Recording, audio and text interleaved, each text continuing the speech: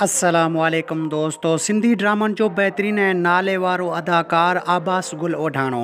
अदाकार आबास गुल ओढाणो केरु ऐं किथां जो आहे? अदाकार आबास गुल ओढाणे खे सिंध में एतिरी शोहरत छो ऐं कीअं मिली? तफ़सीली ॻाल्हि ॿोली शुरू करण खां पहिरियां जेकॾहिं तव्हां असांजे यूट्यूब चैनल ते नवां आया आहियो त महिरबानी करे असांजे यूट्यूब चैनल खे सब्सक्राइब करे घंटी जे बटन ते क्लिक करे ऐं नोटिफिकेशन ऑल करे छॾींदा। सब्सक्राइब करण सां अव्हां जो को बैलेंस कोन वेंदो, पर असांजी काफ़ी हौसला अफ़ज़ाई थींदी ऐं तव्हांखे बि वधीक वीडियोज़ ॾिसण वटां मिलंदा। हलूं था पंहिंजे मेन टॉपिक तरफ़। त सिंध जो नाले वारो ऐं पुराणे वक़्त जो मशहूरु अदाकार आबास गुल ओढाणे जो तालुक़ु सिंध जे बहितरीन शहर नसीराबाद सां आहे। अदाकार आबास गुल ओढाणे जी उमिरि अटकल 45 साल आहे। अदाकार आबास गुल ओढाणे खे नंढपिण खां ई अदाकार थियण ऐं अदाकारी सां दिली शौक़ु ऐं चाह रखंदो हो।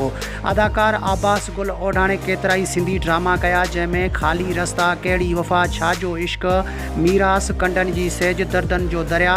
अदाकार आबास गुल ओढाणे खे कंडनि जी सेज ड्रामे खां काफ़ी शोहरत मिली, जंहिंमें उनजो नालो दिलावर हो, ऐं दर्दनि जो दरिया ड्रामे में आबास गुल ओढाणो मल्हार जे कैरेक्टर सां काफ़ी मक़बूलियत माणी। जेकॾहिं वीडियो पसंदि अचे त असांजे यूट्यूब चैनल खे सब्सक्राइब करे घंटी जे बटन ते क्लिक करे ऐं नोटिफिकेशन ऑल करे छॾींदा। मिलंदासीं कंहिं नई वीडियो में। तेसिताईं अल्लाह हाफ़िज़।